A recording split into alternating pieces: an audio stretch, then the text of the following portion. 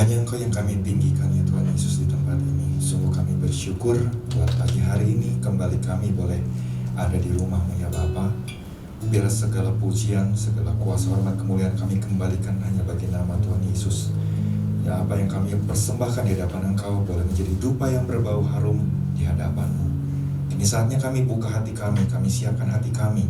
Kami mau hati kami seperti tanah yang subur, tanah yang gembur, supaya kebenaran firman Tuhan yang ditaur pagi hari ini sungguh boleh berakar, bertumbuh, berbuah yang manis, yang lebat, dan menyukakan hati Tuhan. Pakai hamba-Mu menjadi saluran-Mu yang kudus Tuhan. Hamba yang terbatas bergantung sepenuhnya kepada Engkau bila pengurapan-Mu turun atas hamba-Mu. Demikian juga untuk setiap kami yang mendengar ya Bapa, setiap kami yang hadir di tempat ini Tuhan lawat. Mari Roh Kudus jamah setiap hati kami, terus tegur kami, nasihati kami, ingatkan kami akan segala sesuatunya. Kami rindu untuk terus diubahkan cara pandang, cara pikir kami, terus semakin serupa segambar seperti Kristus. Terima kasih Bapa, segala pujian, segala kuasa, hormat, kemuliaan kami kembalikan hanya bagi nama Tuhan Yesus. Haleluya, amin. Ya, shalom Bapak Ibu, puji Tuhan. Pagi hari ini kita kembali berada di rumah Tuhan untuk belajar kembali apa yang menjadi pesan Tuhan buat kita minggu ini. Dan yang sungguh lebih bersyukur lagi memasuki awal bulan Oktober ini, sebagaimana yang sudah disampaikan oleh Bapak Gembala ya, kita terima visi yang akan kita jalani untuk 2021 ya, dimana visinya adalah perabot untuk maksud yang mulia. Tapi ini masih ada kaitannya dengan visi yang sedang kita jalani di tahun ini, Connected to God ya. Dan untuk 2021 tetap Connected to God bagian yang kedua. Wah, ini sangat menarik sekali ya. Nah, tentunya kenapa kalau Tuhan kasih visi untuk kita semua, judulnya aja di bagian subnya aja ada Connected to God bagian kedua. Ini bisa jadi Bapak Ibu bahwa ini adalah sebuah kesempatan yang masih Tuhan berikan buat kita umatnya. Mungkin sepanjang 2020 ini ketika kita terima visi waktu Oktober tahun lalu di 2019, ketika kita jalani hari lepas hari, bulan demi bulan sampai terjadinya pandemi, orang kemudian mulai putus asa, sehingga akhirnya mungkin keterhubungan dengan Tuhan mulai terganggu, akhirnya malah jauh dari Tuhan. Nah, ini adalah satu kesempatan buat kita. Karena apa? Kalau kita perhatikan pesan demi pesan yang Tuhan berikan dari minggu ke minggu ya, itu terus berkaitan. Bahkan kalau saya perhatikan ini dari bulan Agustus ya, ketika kita terima tentang judulnya itu adalah kerajaan siapa yang kita representasikan. Ini sebenarnya sudah mengarah kepada apa yang mungkin Tuhan akan lakukan ya memasuki 2021 ini.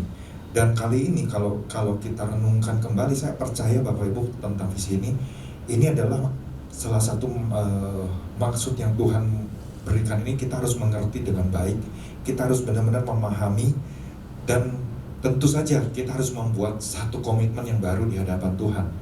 Kalau di gereja ini setiap tahun para pengerja ya lewat gembala mengumpulkan para pengerja untuk kemudian 1 tahun ke depan mengambil komitmen sampai kemudian ya ditahbiskan seperti itu.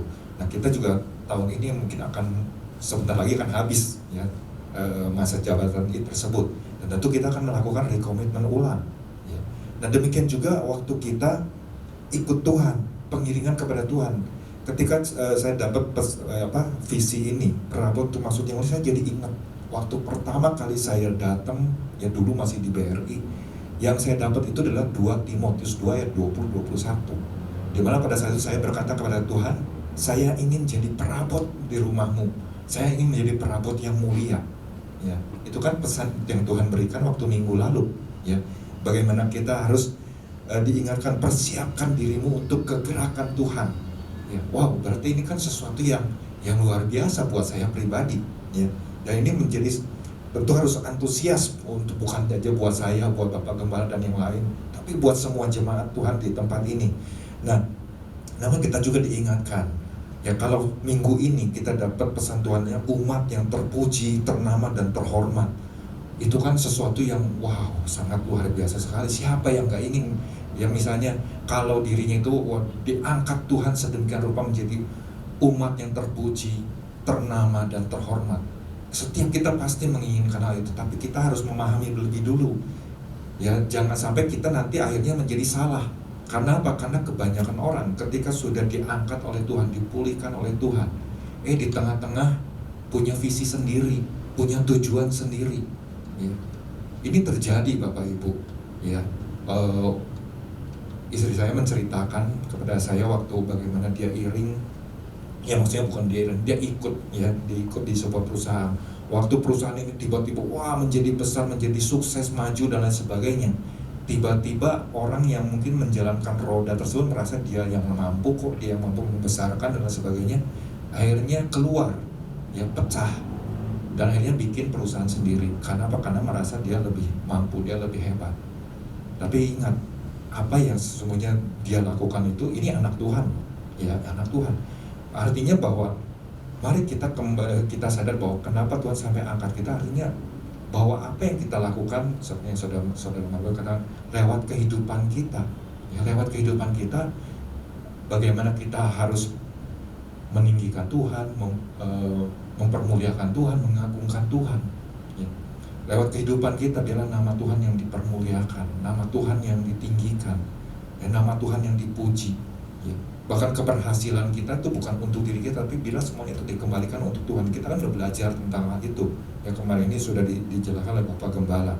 Nah, saya jadi ingat perkataan yang disampaikan Rasul Paulus di dalam Roma 11 ayat 36. Sebab segala sesuatu adalah dari Dia dan oleh Dia dan kepada Dia. Bagi Dialah kemuliaan sampai selama-lamanya. Waktu saya belajar memahami iya. Kalau kita belajar kita tahu tentang arti kalimat ini, kita tentu mau belajar bahwa ketika di dalam hidup kita ini sebetulnya siapa yang lagi mau kita tinggikan, ya. Jangan sampai justru prioritasnya jadi salah, ya. Nah, adapun dasar firman Tuhan yang kita terambil dari pesan yang Tuhan berikan minggu ini adalah dari kitab Ulangan pasal 26 ayat 16 sampai 19. Ya, dan penekanannya ini di Ulangan 26 ayat yang ke-19. Dikatakan demikian. Dan ia pun akan mengangkat engkau di atas segala bangsa yang telah dijadikannya untuk menjadi terpuji, ternama dan terhormat. Maka engkau akan menjadi umat yang kudus bagi Tuhan Allahmu seperti yang dijanjikannya. Nah, jadi kemarin kita sudah belajar apa arti kata terpuji, ternama, terhormat, ya. Nanti Bapak Ibu silakan dengar kembali di YouTube atau di aplikasi RDMB supaya benar-benar menangkap, ya. Kita perlu mengulang Bapak Ibu, kita perlu mengulang apa yang sudah disampaikan Gembala, karena kalau kita cuma dengar sekali, kita cuma dapat sedikit sekali, ya, yang bisa kita terima. Nah, jadi saya menganjurkan untuk kita kembali dengar, ya, dengar kembali apa yang sudah disampaikan oleh Bapak Gembala supaya kita semakin memahami, mengerti dengan tepat. Pasti Tuhan ini punya tujuan. Karena kan kemarin sudah diingatkan bahwa dari pesan 2 minggu yang lalu, dari padang yang tadinya mungkin kering, kemudian tumbuh menjadi padang yang berumput hijau dan banyak pepohonan yang tumbuh, itu kan memiliki makna-makna yang luar biasa. Artinya kan kalau kita perhatikan, memang saat ini kita ada di dalam kondisi sedang dilanda dengan pandemi yang membuat orang-orang percaya, ya, mungkin kehilangan rasa percaya kepada Tuhan. Tuhan di mana? Ya kenapa Tuhan nggak tolong aku dan lain sebagainya. Tapi kan kita diingatkan oleh Bapak Gembala, jangan sampai justru di dalam situasi pandemi ini justru keterhubungan kita dengan Tuhan justru menjadi berhenti. Justru yang harus kita tetap jaga dan pelihara adalah keterhubungan dengan Tuhan itu harus terus berlangsung.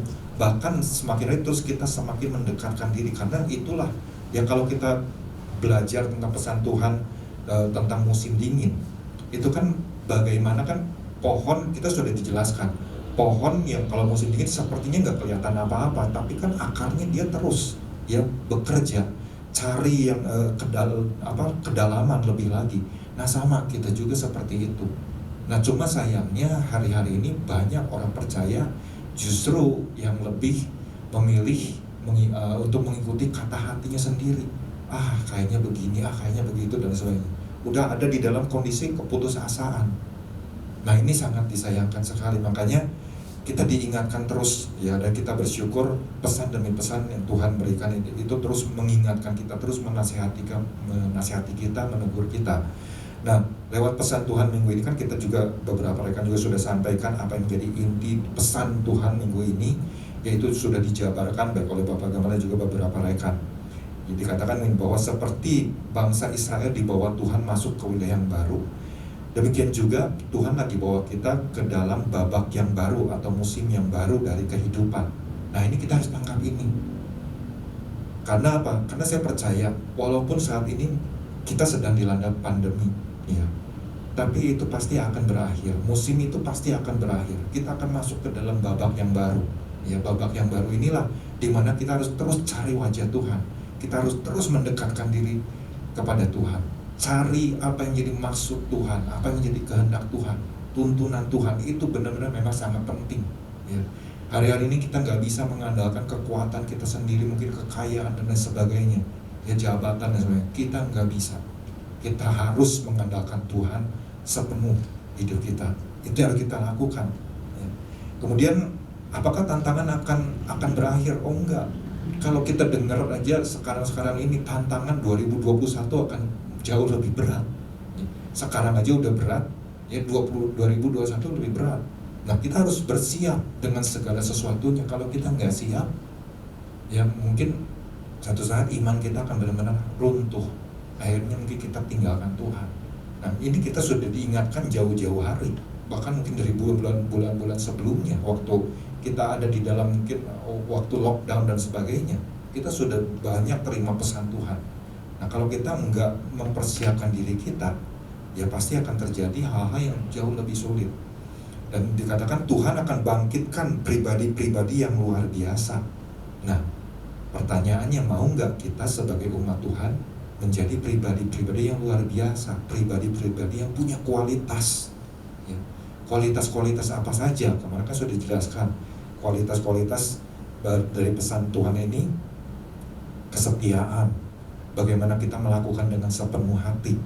Nah, ketika saya renungkan lagi tentang hal ini, iya ya, aduh benar Tuhan, kalau saya melihat perjalanan iring Tuhan, ternyata mungkin hal kesetiaan, hal dengan sepenuh hati, atau dengan sepenuh jiwa, wah itu menjadi satu pelajaran yang baru lagi, ya, untuk mengingatkan lagi. Ternyata apa yang saya jalani masih belum maksimal, ya, masih belum maksimal. Dan saya percaya Tuhan pasti akan memampukan lebih lagi, ya. Kalau kita benar-benar mau sejalan dengan Tuhan, ya, mau benar-benar yuk sepakat sama Tuhan. Nah, yang saya dapatkan pagi hari ini ada dua hal yang ingin saya bagikan. Yang pertama, ada pribadi yang melakukan dengan segenap jiwa. Oh ini menarik sekali. Kalau kemarin kan kita sudah belajar tentang kesetiaan, ya, kesetiaan kita dengan kesetiaan yang Tuhan tunjukkan kan kadang-kadang berbeda penilaiannya, tapi kita sudah dijelaskan, sudah belajar. Nah, ini pagi hari ini belajar tentang segenap jiwa. Yang menarik adalah kata segenap, ya, segenap. Kalau kita baca di dalam Ulangan 26 ayat 16 yang menjadi dasarnya, di sini katakan, pada hari ini Tuhan Allahmu memerintahkan engkau melakukan ketetapan dan peraturan ini. Lakukanlah semuanya itu dengan setia, dengan segenap hatimu dan segenap jiwamu. Nah ini kan segenap jiwamu di dalam bahasa Inggris ditulisnya and with all thy soul. Jadi saya ingat tentang apa yang Musa ajarkan kembali kepada bangsa Israel di dalam Ulangan 6 ayat Ulangan 6 ayat yang kelima, kalau nggak salah. Ini kan satu hal yang mudah untuk kita ingat tentang hukum yang terutama. Kasihilah Tuhan Allahmu dengan segenap hatimu, dengan segenap jiwamu, dan dengan segenap kekuatanmu. Bahkan di dalam perjanjian baru ditambahkan dengan segenap akal budimu. Nah ketika saya perhatikan kalimat segenap jiwamu, itu juga terjemahnya sama, and with all thy soul. Jadi saya sangat tertarik sekali, apa itu kata segenap itu apa, ya. Dan ternyata waktu saya pelajari ini ada beberapa hal, ya, yang makna dari segenap ini dalam bahasa Ibrani-nya itu ditulis holos, ya, holos, dimana punya makna yang begitu mendalam. Maknanya adalah lengkap, ya, yang pertama lengkap atau secara keseluruhan, yang kedua sempurna, ya, atau menyeluruh, yang ketiga pada semuanya sampai kepada hal-hal yang kecil. Wow, ini menarik sekali, ya. Arti kata segenap ini punya maknanya yang luar biasa, ya. Nah, jadi saya coba untuk mencari gitu ya, mencari apa sih makna dari kata segenap gitu ya, segenap jiwa, ya. Kan sudah dilihat tentang segenap hati, tapi saya penasaran dengan kata kalimat segenap jiwa, ya.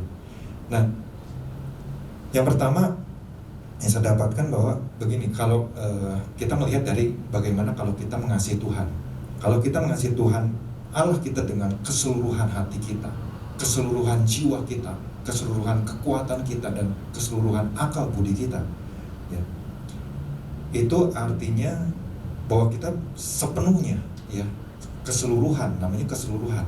Tetapi kalau misalnya di dalam kita melakukan hal-hal tersebut di dalam hari lepas hari, jiwa kita, hati kita, akal budi dan kekuatan kita ini masih terbagi-bagi dengan bagaimana kita mengasihi dunia, mengasihi kedagingan, mengasihi mungkin entah itu harta, entah itu mungkin pekerjaan, ya, atau mengasihi hal-hal yang lain, maka sesungguhnya kita lagi belum melakukan hukum tersebut, ya, hukum mengasihi Tuhan dengan segenap hatimu, segenap jiwamu. Kita masih belum melakukan hukum tersebut.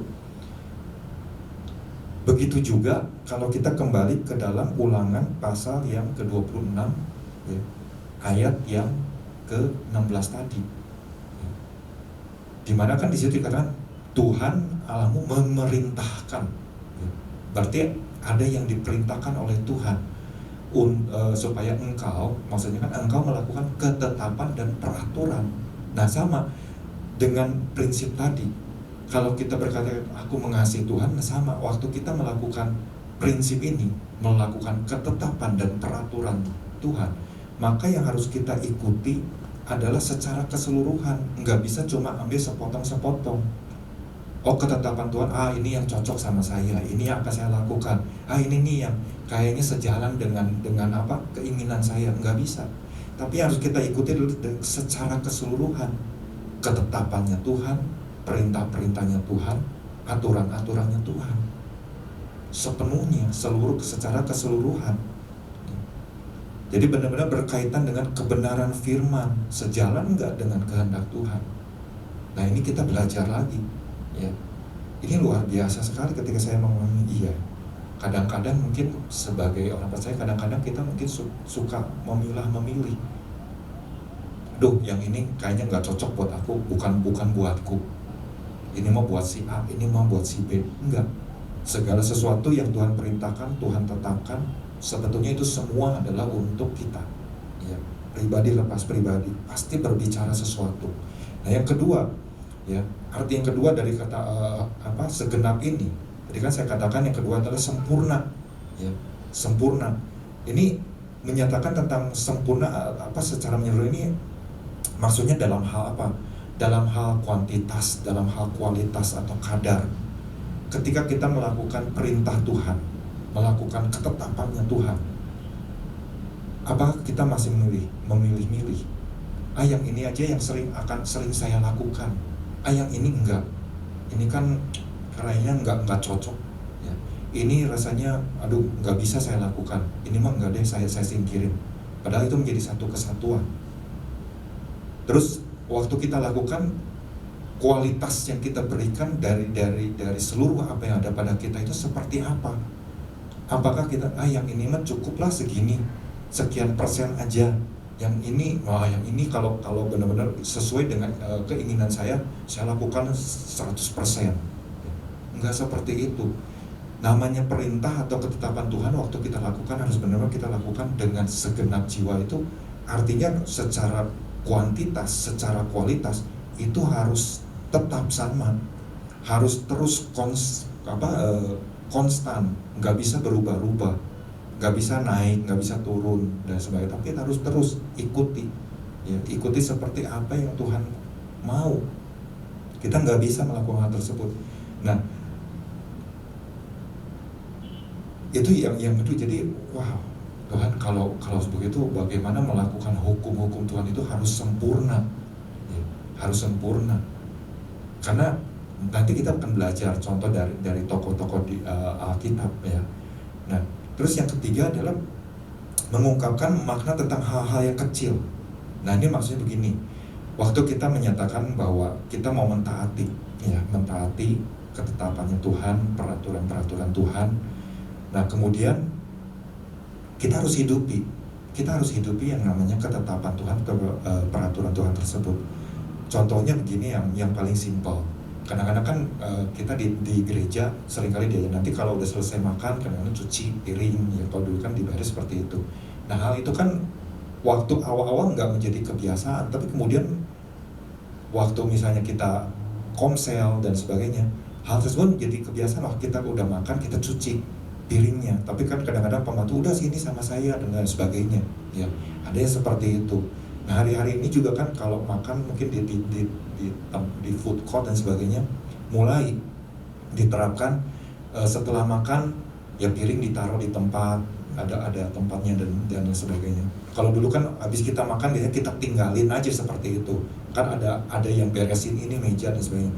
Nah, pas kemarin waktu saya pergi ke Jogja Supermarket, waktu saya makan karena nggak bisa pulang karena di rumah tiba-tiba terjadi depan rumah itu kerusuhan gitu. Jadi dikasih tahu jangan pulang dulu. Ya udah, jadi saya makan di supermarket waktu jam 7:30 begitu. Nah, terus waktu saya udah makan terus saya baca. Awalnya saya juga nggak sadar. Waktu saya sadar itu waktu lihat ada orang tiba-tiba bawa piring terus taruh di sana. Oh, saya jadi iya ya, kadang-kadang hal-hal kecil seperti itu aja harus kita lakukan, ya.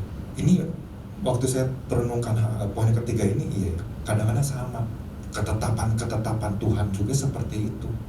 Hal-hal yang kecil itu harus terus kita ikuti, harus terus kita taati. Nggak bisa kita cuma memilih dan sebagainya. Seperti yang saya katakan tadi, baik di poin yang ke-1 kedua ini. Nah, itu yang benar-benar harus kita lakukan. Saya sama dengan kehidupan kita waktu bagaimana kita menunjukkan kasih kepada Tuhan.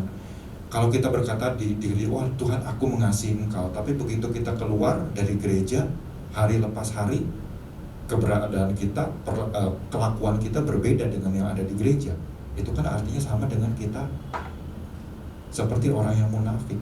Kita enggak melakukan bagaimana kita mengasihi Tuhan. Nah, di sini saya benar-benar, waduh, ini menjadi teguran buat saya pribadi, ya.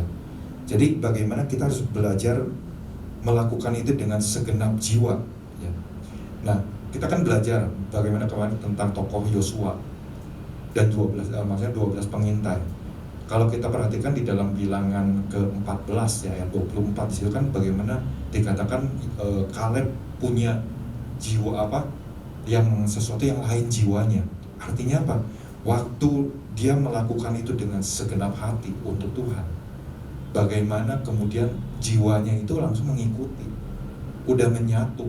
Makanya dikatakan kan, karena lain jiwa yang ada padanya dan ia mengikut aku. Itu kan Tuhan yang bilang, ia mengikut aku dengan sepenuhnya, akan kubawa masuk ke negeri yang telah dimasukinya itu dan keturunannya akan memilikinya. Oh, ini kan sesuatu yang menjadi pelajaran buat saya pribadi gitu ya. Nah, semoga ini juga bisa menjadi berkat buat Bapak Ibu semua. Saya juga belajar satu peristiwa dari Petrus dan Yohanes. Kita ingat waktu Petrus sama Yohanes mau berdoa pagi-pagi hari di depan pintu gerbang Bait Allah, ada orang yang setiap hari ditaruh di situ karena dia lumpuh selama 40 tahun lebih, nggak bisa jalan. Tapi apa yang ditawarkan oleh Petrus? Emas dan perak nggak ada padaku, ya. Tapi biarlah di dalam nama Yesus orang Nazaret berjalanlah, ya. Itu kan sesuatu yang luar biasa dan itu dilihat oleh banyak orang. Itu kemudian terdengarlah berita tersebut sampai kepada imam-imam, ya, orang Farisi, orang Saduki, para tua-tua. Akhirnya 2 orang ini dipanggil di sidang. ditanya dan juga dicecar dengan berbagai pertanyaan. Tapi yang luar biasanya bahwa apa yang dilakukan oleh dua orang ini, mereka enggak lagi cari popularitas, mereka enggak cari sensasi, tapi yang mereka lakukan adalah mereka sedang berada sebagai diri mereka itu sebagai siapa yang lagi mereka representasikan. Yang mereka representasikan adalah kerajaan Allah. Yang mereka representasikan adalah nama Tuhan Yesus. Makanya kan kalau Bapak Ibu lihat di dalam kisah Para Rasul pasal yang keempat ayat 19. Kisah Rasul 4 ayat yang ke-19 dan 20. Ini kan luar biasa sekali. Di sini bagaimana? Tetapi Petrus dan Yohanes menjawab mereka, silahkan kamu putuskan sendiri manakah yang benar di hadapan Allah, taat kepada kamu atau taat kepada Allah. Itu sebuah prinsip yang dipegang. Itu adalah yang mereka lakukan dengan segenap jiwa mereka. Mereka udah nggak peduli lagi kalau mereka harus mati di situ, ya udah gitu. Mereka percaya kepada Tuhan. Tapi yang mereka katakan, taat kepada kamu atau taat kepada Allah. Ayat yang ke-20-nya, sebab tidak mungkin bagi kami untuk tidak berkata-kata tentang apa yang telah kami lihat dan yang telah kami dengar. Ini mereka menjadi saksi. Mereka dengan tegas nyatakan itu. Mereka enggak lagi cari nama, mereka enggak lagi cari mungkin mau pengen dapat puji-pujian dari orang, enggak. Tapi yang mereka lakukan adalah mereka meninggikan nama Tuhan, mereka memuliakan nama Tuhan, dan itulah yang mereka lakukan. Oh, ini sangat luar biasa. Jadi mari kita sama-sama ya, dari poin pertama ini, mari kita sama-sama sadari kita bisa lakukan itu dengan segenap jiwa kita. Ya. Ini adalah sebuah persiapan Bapak Ibu. Artinya di dalam perjalanan kita yang lalu-lalu, mungkin kita bisa melihat kembali, oh kegagalannya di sini, kegagalannya di sini. Ini harus saya perbaiki. Saya percaya komitmen yang Bapak Ibu ambil ya di hadapan Tuhan pasti akan menuju ke arah yang lebih baik. Nggak mungkin kita memilih, enggak Tuhan, udah deh saya mah berhenti di sini aja, udah saya mundur aja. Enggak, pasti kita mau melangkah lebih maju lagi bersama dengan Tuhan, supaya kita benar-benar mengalami apa yang Tuhan janjikan. Ada pertumbuhan yang Tuhan lagi mau lakukan. Ada hal-hal yang dahsyat yang Tuhan mau kerjakan di dalam kehidupan orang percaya. Nah, itu yang pertama. Nah, yang kedua yang saya dapatkan dari pesan ini adalah pribadi yang mau belajar mendengarkan suaranya dan melakukan kebenaran tersebut. Jadi kita mau menjadi pribadi bukan hanya setia saja, bukan hanya sepenuh hati saja, bukan dengan segenap jiwa saja, tapi kita juga menjadi pribadi yang mau belajar untuk terus mendengarkan suaranya. Sebagaimana yang Bapak Gembala sampaikan, kita harus terus belajar sampai Tuhan ngomong.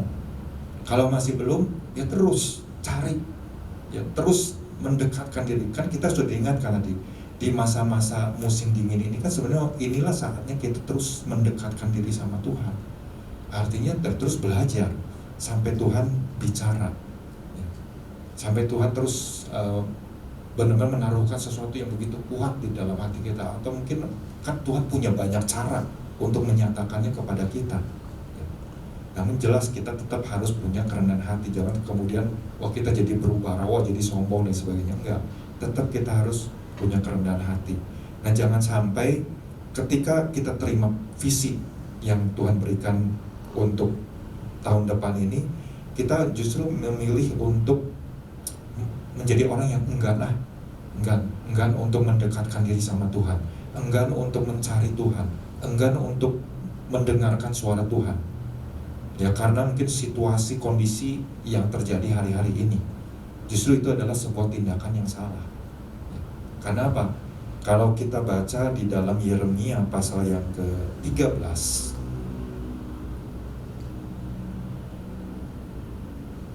Yeremia pasal yang ke-13 ayat yang ke-10 yang ke-11. Ini kan bagaimana Yeremia diperintahkan Tuhan untuk menggunakan ikat pinggang.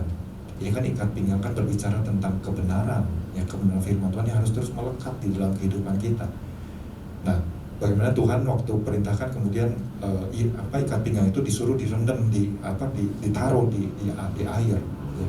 Sampai kemudian dalam waktu sekian lama disuruh dipakai lagi, tapi kemudian ikat pinggang itu menjadi lapuk, enggak berguna sama sekali. Nah, jangan sampai ketika kita dengar pesan Tuhan, dengar tentang visi Tuhan, kita menjadi orang yang degil hatinya. Bangsa yang jahat ini, yang enggan mendengarkan perkataan-perkataanku, yang mengikuti kedegilan hatinya dan mengikuti Allah lain untuk beribadah dan sujud menyembah kepada mereka, akan menjadi seperti ikat pinggang ini yang tidak berguna untuk apapun. Ke-11, sebab seperti ikat pinggang melekat pada pinggang seseorang, demikianlah tadinya segenap kaum Israel dan segenap kaum Yehuda kulekatkan kepadaku. Demikianlah firman Tuhan, supaya mereka itu menjadi umat, menjadi ternama, terpuji, dan terhormat bagiku. Tetapi mereka itu tidak mau mendengar. Tujuan Tuhan udah jelas. Tuhan mau umatnya itu menjadi ternama, terpuji, terhormat. Tetapi karena umatnya enggak mau mendengar, enggak mau belajar mendengar, tapi lebih memilih ya mungkin menyembah Allah-Allah lain, tertarik dengan hal-hal yang lain di luar Tuhan, ya akhirnya menjadi tidak berguna. Ini kan sangat disayangkan. Karena apa? Karena hatinya degil, keras hati, enggan untuk mendengar perkataan-perkataan Tuhan. Udahlah, malas. Doa terus, udah doa tapi Tuhan nggak jawab. Baca firman juga banyak mulai nggak ngerti dan sebagainya. Ya karena udah hatinya udah berbeda. Nah, ini yang perlu untuk kita perhatikan baik-baik di saat mungkin lagi musim seperti ini. Inilah memang saatnya bahwa kita harus terus cari tuntunan Tuhan, arahan Tuhan itu benar-benar harus kita dapatkan. Ini kan dasarnya kan kalau kita perhatikan kembali, ini kan di Ulangan 26 ayat ke-17. Engkau telah menerima janji daripada Tuhan pada hari ini bahwa Ia akan menjadi Allahmu, dan engkau pun akan hidup menurut jalan yang ditunjukkannya dan berpegang pada ketetapan, perintah, serta peraturannya, dan mendengarkan suaranya. Nah, ini yang harus kita terus cari, mendengarkan suaranya. Ini yang luar biasa Bapak Ibu. Jadi lewat pesan ini ya, apalagi visi yang Tuhan berikan terabot untuk maksud yang mulia. Mari Bapak Ibu kita responi, ya kita responi dengan benar-benar perhatikan lagi, ya baca lagi, renungkan lagi, ya pesan-pesan Tuhan ini. Bahkan kalau perlu, ya pesan-pesan minggu-minggu sebelumnya kita ulang lagi, kita lihat lagi. Ya, ini menjadi sebuah hal yang bisa terus mengoreksi diri kita. Kita bisa melihat kembali, oh iya ya, hal ini seperti apa nih yang terjadi dalam diri saya. Saya dari poin kedua ini saya belajar dari tokoh yang namanya Rasul Paulus. Kita tahu ya perjalanan Rasul Paulus sebelum dia berjumpa dengan Tuhan, sampai kemudian dia berjumpa di tengah perjalanan menuju Damsik. Tapi dari situ kalau Bapak Ibu nanti baca di rumah nih, dari Kisah Para Rasul pasal yang ke-22, waktu dia bersaksi di hadapan orang Yahudi, kemudian di hadapan Raja Agripa, ya, perjalanan dia, bagaimana dia iring Tuhan, berjumpa dengan Tuhan, itu kan kalau direnungkan ya secara keseluruhan, pada saat itu apakah Rasul Paulus tiba-tiba menjadi orang yang ternama, kemudian terpuji, ya, atau terhormat? Enggak, justru pada saat dia berjumpa dengan Tuhan, yang terjadi adalah dia lagi dikejar-kejar, ya. Karena apa? Karena orang merasa, wah ini dia jadi berbalik arah nih, dia jadi punya pengajaran sendiri, ya. Mau dibunuh, seperti itu, bahkan ditangkap dan sebagainya. Orang berpikir, wah masa sih orang yang ditangkap bisa jadi ternama, terpuji, dan terus terhormat, gitu. Rasanya nggak mungkin. Tapi kalau kita lihat ke sekarang, tulisan-tulisan yang ditulis oleh Rasul Paulus itu memberkati banyak orang, bahkan di bangsa-bangsa. Jadi kita bisa melihat janji Tuhan itu digenapi, ya, janji Tuhan digenapi yang di Ulangan 26 ayat 19, bahwa Ia akan mengangkat engkau di atas segala bangsa. Ini kan artinya pengajaran tulisan-tulisan Rasul Paulus itu kan memberkati banyak gereja, ya. Itu kan luar biasa. Mungkin pada saat itu Rasul Paulus nggak melihat hal tersebut, dia nggak memikirkan kok hal tersebut. Yang dia lakukan adalah bagaimana dia sebagai wakil kerajaan Allah, dia harus memberikan teladan kepada banyak orang, memberikan teladan kepada jemaat-jemaat Tuhan, menguatkan mereka, ya, mengingatkan mereka, menasihati mereka, meneguhkan mereka. Wow, itu kan luar biasa. Walaupun dia harus mengalami penderitaan sedemikian rupa, dia nggak peduli. Dia nggak cari yang namanya popularitas pada saat itu, enggak. Yang justru yang terjadi ya terus mau dibunuh dan lain sebagainya, mengalami penderitaan, dilempari batu dan lain sebagainya. Itu yang terjadi pada Rasul Paulus. Tapi kita bisa lihat ya bagaimana dia mengikuti itu. Karena apa? Karena dia belajar untuk terus mendengarkan suara Tuhan. Jadi kalau Bapak Ibu lihat mungkin di dalam Alkitab atau di dalam tab atau lain sebagainya, itu kalau Bapak Ibu baca kan di Kisah Para Rasul 22 ya, bagaimana waktu dia bercakap-cakap dengan orang Yahudi, ada tulisan-tulisan yang merah. Artinya kan itu Tuhan yang bicara sendiri kepada Rasul Paulus, dan itulah yang dia ikuti. Bagaimana dia belajar untuk mendengarkan suara Tuhan, untuk terus ikuti arahan-arahan Tuhan. Waktu dia dikuatkan oleh Tuhan, kamu harus bersaksi ya, sampai di Yerusalem, di Roma sana, kamu harus bersaksi, kamu gak usah takut dan sebagainya. Itu Tuhan sendiri yang berbicara, dan itu yang menguatkan Rasul Paulus. Oh oke Tuhan, kalau itu menjadi arahan Tuhan, itu menjadi tuntunan Tuhan, ya aku akan lakukan. Walaupun aku harus mati dengan cara yang mengenaskan dan sebagainya, aku nggak takut. Karena itulah ya yang dia lakukan. Wow, ketika saya melihat ini, iya. Kadang-kadang kalau kita mungkin hari-hari diperadakan seperti itu, waduh, kita udah rasanya mundur. Jangan seperti itu deh Tuhan. Aku nggak siap kalau misalnya harus mengalami seperti Paulus. Aku milihnya yang lebih enak-enak. Nah, apakah kita bisa memilih seperti itu? Ya. Kalau kita kembali dengan yang namanya segenap jiwa, nggak ada pilihan Bapak Ibu. Kita harus siap dalam segala kondisi apapun, bahkan waktu mungkin kita harus mengalami penderitaan. Nah, inilah yang menjadi perenungan kita pagi hari ini yang bisa saya bagikan untuk Bapak Ibu. Mari, biarlah melalui kebenaran firman yang pagi hari ini bisa saya sampaikan, itu boleh terus menguatkan Bapak Ibu dan terus semakin meneguhkan kita untuk mempersiapkan diri kita dari sejak hari Minggu lalu masuk di dalam visi yang Tuhan lagi mau kasih untuk kita. Supaya apa? Supaya kita benar-benar bisa mengalami pertumbuhan sebagaimana pepohonan yang punya fungsinya masing-masing, punya nilainya masing-masing, tapi bisa memberikan kehidupan bagi banyak orang. Itulah yang Tuhan mau untuk kita terus kerjakan. Tuhan Yesus memberkati.